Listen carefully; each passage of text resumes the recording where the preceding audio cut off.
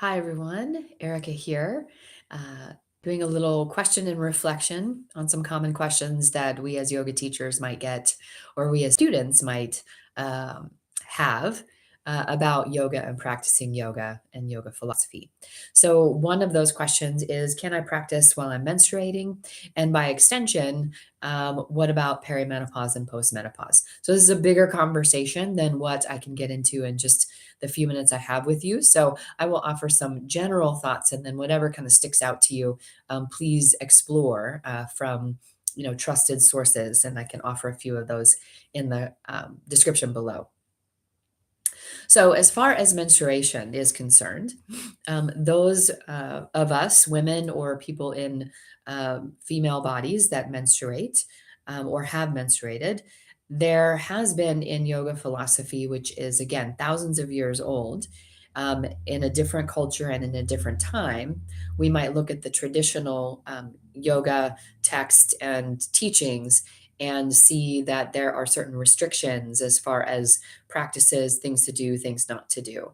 And again, remembering that yoga originated in South Asia and India, and again, a totally different culture and time. And so we do need to put that in context when we're taking some of these pieces of advice and bringing them into modern culture. And so the short answer to the questions about menstruation, perimenopause, postmenopause is it depends. And to cultivate awareness of your body and your particular situation, um, your energy, and then adjust your practice from there. Okay, so that's the short answer, and you can stop the video now. But if you'd like a little bit more nuance here, um, yoga and Ayurveda philosophy have a very deep connection with the seasons, right? So there is a statement, an adage that would say, as without, so within. And if we look to what's happening in nature around us, in the world around us, that can mirror the macrocosm, can mirror the microcosm, and vice versa. And so, yoga and Ayurveda both, yoga, the science of balance, self realization, Ayurveda, the science of longevity and daily living, healthy daily living, would look at the seasons and what's happening in the seasons, daylight hours, what the animals are doing, what the plants are doing, what's growing at the time, the weather of the time, and would adjust the practices accordingly. So winter practices would be very different than summer practices. Foods eaten during spring would be very different than foods eaten during fall.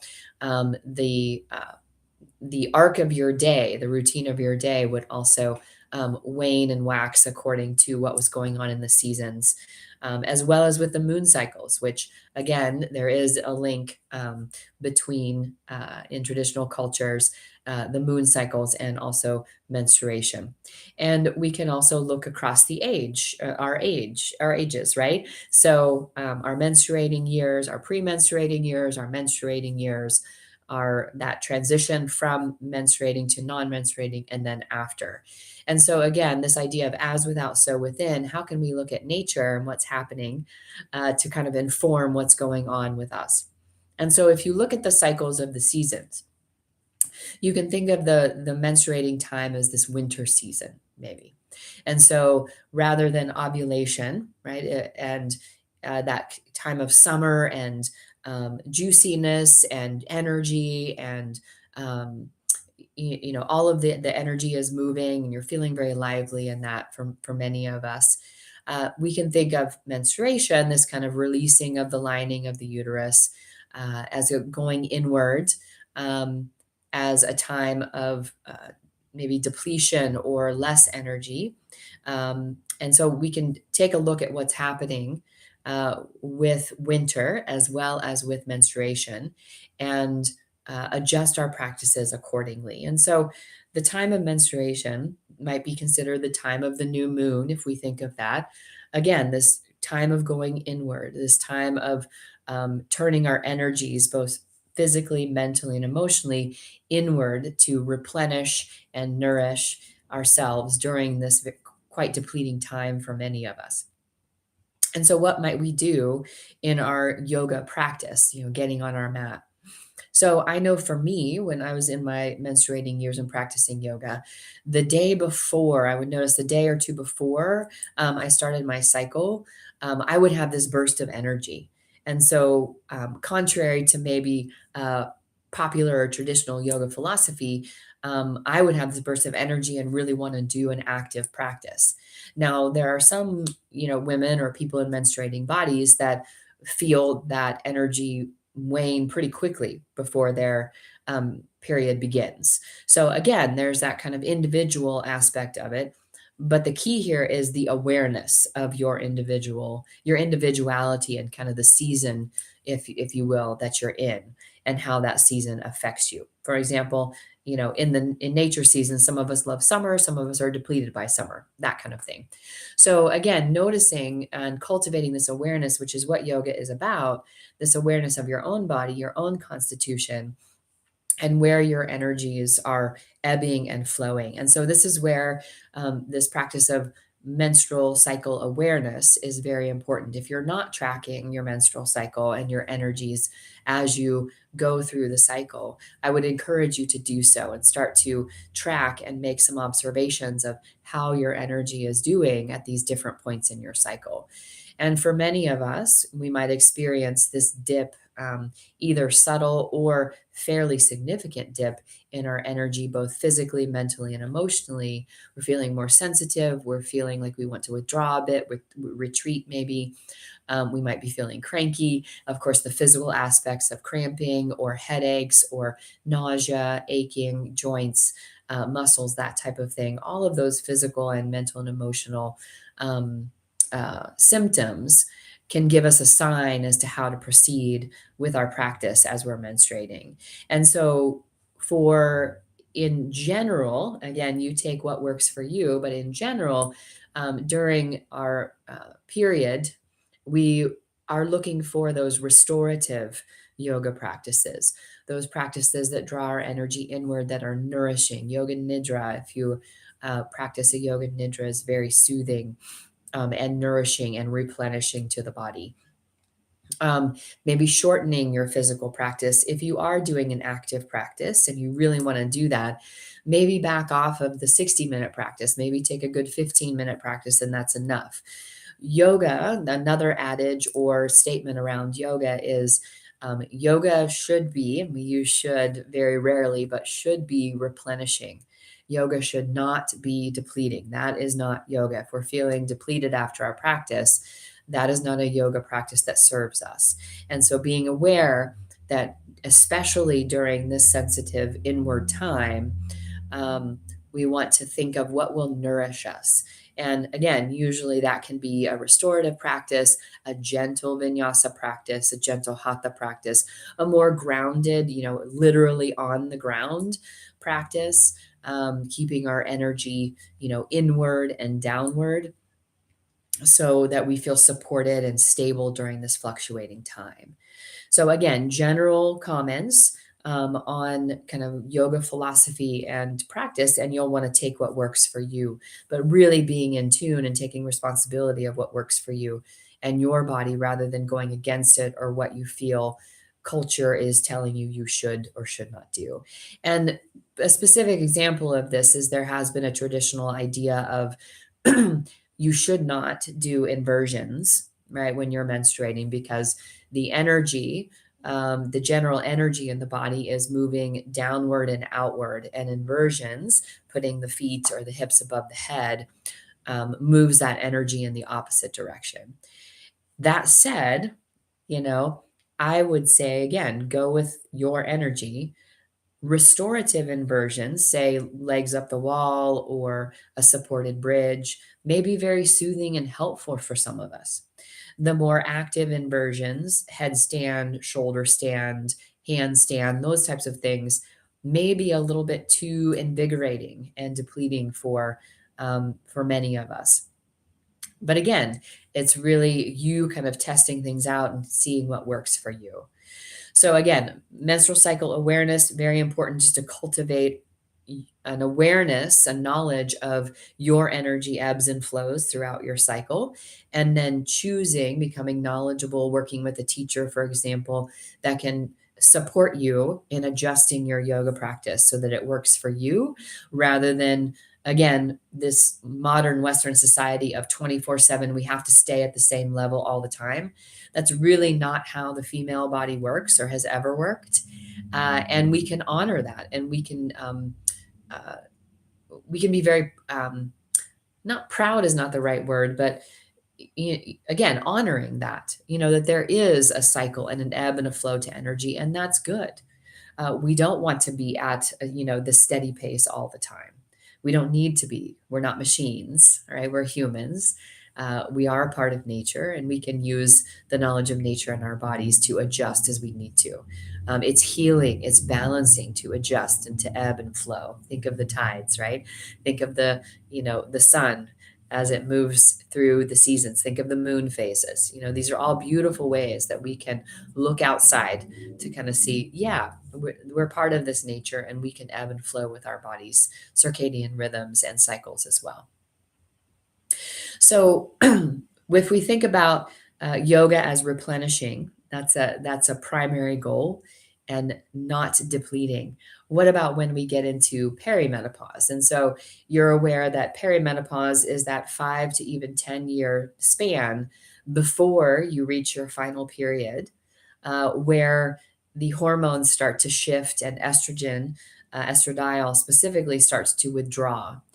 And we're still learning, modern science is still learning about this hormone called estrogen and the three different types of estrogen and kind of how the estrogens affect the body, because women have not been properly studied or part of medical studies for most of modern history. And now we are. And so very grateful that we're starting to learn. Science is starting to catch up and learn about us, but we know ourselves, right? So let's have confidence that we can know ourselves. And modern Western science, as well as Eastern science of yoga and Ayurveda, can be supportive. So perimenopause is 5 to 10-year span before it can begin in our mid 30s. I know for me, I started to notice in my early 40s that something was different, something was going on. Um, and I will take a caveat of those of you that have gone through a medical menopause, meaning that you've had a hysterectomy, partial, full, to where you were immediately moved into menopause. That's a whole different thing. That, of course, would require, working with your healthcare professional in any of these situations to monitor that, because that's a really stark change. But as we look over this gradual change and estrogen starts to withdraw, scientists are learning that estrogen receptors are all throughout the body, all throughout the body. There have been up to 100 symptoms that have been associated with perimenopause and menopause now. So you're not alone if you're experiencing the various symptoms, from hot flashes to night sweats to brain fog to joint aches and pains to migraines to panic attacks to anxiety to depression to all of these different things that are happening to us, weight fluctuations, etc. This is not unusual. All right. Estrogen withdrawing causes major changes and adaptations required in three major systems in the body, according to Dr. Stacy Sims. One is the gut. And so we know that digestion is changing rapidly as estrogen withdraws. Two is the musculoskeletal system. So the muscles, the tissues, the bones are changing as estrogen starts to withdraw. It's kind of lubricating and, rejuvenating effects. And then finally, our brain and our nervous system are being affected as estrogen starts to withdraw. And so this time period of 5 to 10 years is this major adjustment and fluctuating time, to where, one, your periods aren't as like clockwork. If they were like clockwork in the first place, they become even less so, right? And then you have all of these physical symptoms, plus the emotional symptoms, plus the mental symptoms. And for women and those who menstruate, that time range of 35 to average of 50, 51 years old, when menopause generally on average occurs, are, according to modern society, our most productive years, right? We're maybe at the height of our career, we're raising a family, we're out in the world doing all of our things. And now we're being struck with all of these changes and symptoms and just not feeling. I've had several clients who've said, I just don't feel like myself. And it's true. You are changing and moving into a different iteration of yourself, similar to the seasons, right? And so this perimenopause time would be considered the autumn, where we're starting to shed, this regular cycle. We're starting to shed some of these identities. We're starting to shed estrogen, and all of its protective and lubricating and rejuvenating effects. And we're having to rely on some different things now. And so, again, your gut is changing, all right? Chemically, physically, biologically. Your brain and your nervous system are changing, and your musculoskeletal system is changing.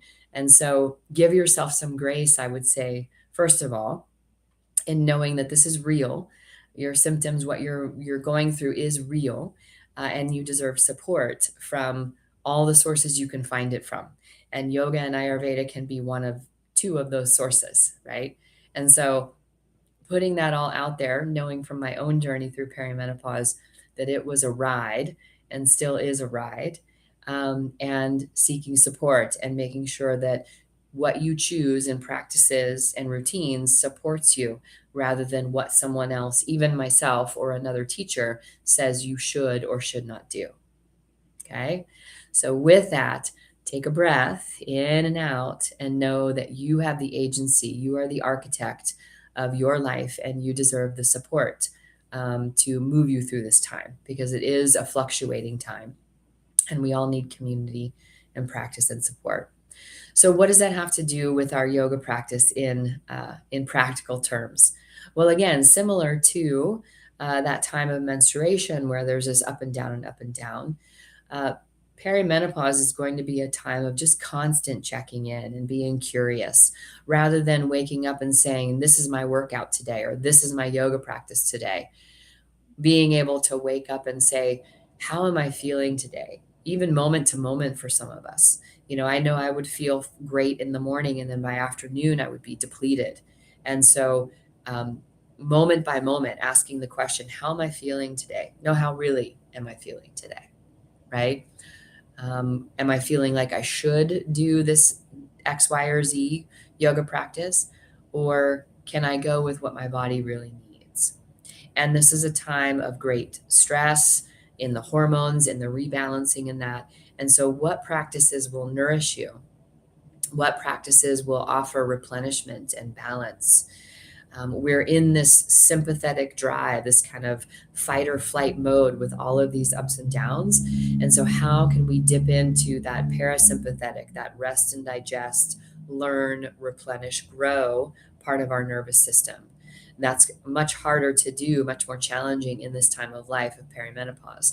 And so that's where we can focus, is how can I drop into, even if it's for 5 minutes of a breath practice, or 10 minutes of a yoga nidra practice, or if you have more time, 30 minutes, 60 minutes of a yoga physical practice of some sort that will replenish you, right? That will help you to feel nourished, all right? So again, no one prescription. It's that moment by moment compassionate awareness of, where am I today? And some days you'll feel really fantastic, and balanced, and you want to go for it in your practice. If you've loved hot yoga all your life, or vinyasa, or very active physical practices, go for it. And be willing to say, my body needs something different than what I've always been doing. How can I nourish myself? What will give me life? What will, again, be life-giving rather than depleting in my practice? So with that, as we move from perimenopause through that up and down time, whatever tools we choose to bring in, and yoga can be a part of it, breath work is very helpful during this time. And one thing I will say is, please avoid retaining or holding your breath. I know there's a lot of popular and kind of, you know, trendy practices for holding the breath or retaining the breath. I would say, especially during this time of perimenopause or menstruation when we're depleted anyway, um, allow the breath to keep it simple. There doesn't need to be any kind of big, trendy, heroic breath practice. Keeping it simple for your nervous system is most important during these times, I think, my opinion. And so retaining the breath sends the sympathetic nervous system into, it activates it a little more. And so, especially during these up and down times, we don't really need that. We're already activated. And so, how can we help the breath to be more effortless? If we're doing pranayama breath practices, how can we let one breath flow into the next? Practices such as alternate nostril breathing, if you have a practice or a teacher to work with there. Brahmari or bee humming or humming breath is nice. Very soothing, very re-regulating for the nervous system. But again, I would avoid holding the breath or retaining the breath, especially if you're already feeling overstimulated and overdone and burned out. It's really not necessary, all right, for many of us during this time. So obviously, if you're working with a teacher and they prescribe that and you feel good about it, great. But notice how it feels in your body. Again, that holding the breath either at the top or the bottom can really amp us up, and it's really not necessary during this time. There's no extra benefit from it. It can actually be detrimental. So soothing breath, continuous breath, easeful breath, belly breathing, if nothing else, that diaphragmatic, easy, easeful belly breathing, even for a minute, couple minutes a day, more 5 minutes if you've got it, can really set the parasympathetic nervous system bring us back into balance. We talked about soothing physical practices, restorative again, yin, simple, nothing heroic as far as vinyasa or flow yoga can be beautiful. Yoga nidra, lovely. And then as far as perimenopause and into postmenopause, after that 1 year mark from your, last period, some considerations, and I'm just moving into this phase of life myself, and so I'm learning with you, is that we know that now that estradiol has withdrawn to a much lower level than it was in our menstruating years. Again, the gut is affected, the musculoskeletal system is affected, the nervous system and the brain are affected. So, what can we do to support ourselves with our yoga practices? If we're looking at a physical practice, again, managing and noting your energy, we may not have that ovulation, menstruation, luteal phase, etc. cycle to guide us. And so some women or postmenopausal persons will go with the moon phases and kind of adjust their practice accordingly. Or again, adjust with the seasons, adjusting. You become in tune now with your individual energy. So adjusting according to your energy level that day. So those are some ideas there for awareness. And knowing that, the rise in osteopenia, osteoporosis, estrogen has a big effect on bone health. And so that recession of estradiol can affect our bones. And so how can our yoga practice, when we're holding postures, letting our breath be easy, but holding postures can help with bone health. For Dr. Friedman, I believe is his name, Fishman, Lauren Fishman, has a university studied yoga practice, yoga postures that help with bone health. Very important. Our musculoskeletal system,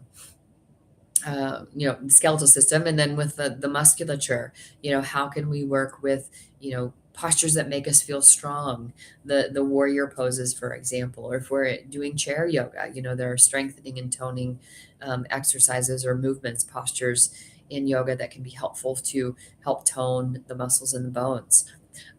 For our gut, how can we work with our daily routines of whether we're premenopausal or postmenopausal, how can we work with our gut health and using diaphragmatic abdominal breathing, abdominal massage. Akuchana prasarana is the name, A&P, or abdominal squeeze, to kind of help with that contraction and release, and toning of the gut system. There are also many yoga postures that can help with gut health or support gut health as well, and digestion.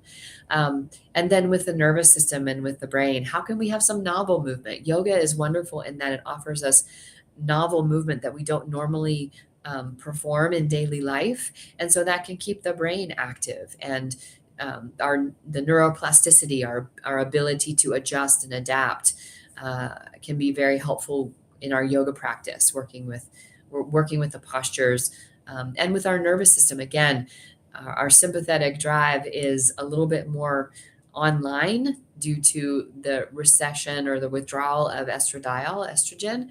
And so, how can we continue to prioritize moving ourselves into that parasympathetic drive? Our yoga nidra, our soothing, replenishing breath practices. Maybe if we haven't already taken up a meditation practice. And meditation, again, if you look at a previous question and reflection, is not about clearing the mind. It's about allowing the mind to rest, teaching the mind to rest on something beneficial, whether it be our breath, a phrase, a mantra, a part of the body, but allowing our mind to rest, allowing our nervous system to rest. Uh, and of course, our lifestyle, which is all these little pieces are whole other conversations that we could go on for weeks and years about. But hopefully, you found something in your stage of life, whether you're still in your menstruating years, whether you're perimenopausal or postmenopausal, something from the yoga practice and philosophy that can be of service to you. Again, what I would say overall is that yoga is to replenish and to nourish, to stabilize. Yoga is not to be depleting. And so, whatever practices you choose ones from your own awareness of your own body, your own stage of life, um, and work with those practices on your own or with a teacher, and cut yourself some slack. All right. These ebbs and flows are part of the natural rhythm, and there are real challenges in each of these stages. And so honor that and seek the support that you need. If I can be support to you as a listening ear or as a yoga teacher, I'm glad to do so. But overall, my message is take good care, be gentle with yourself, allow yoga to serve you and your dharma, your work in the world, um, your physical, mental, emotional, spiritual well-being. And I look forward to seeing you here for another question and reflection very soon. Leave me any comments below if you have any things that are working from you. We as a community learn from each other, and so I'm learning from you, and would love to share with my community what practices, how you're viewing yoga in your particular stage of life, and how we can all support each other during these different times and celebrate what we have to offer in these various stages of our lives and in this cycle of life. Please take good care, and I will see you again very soon.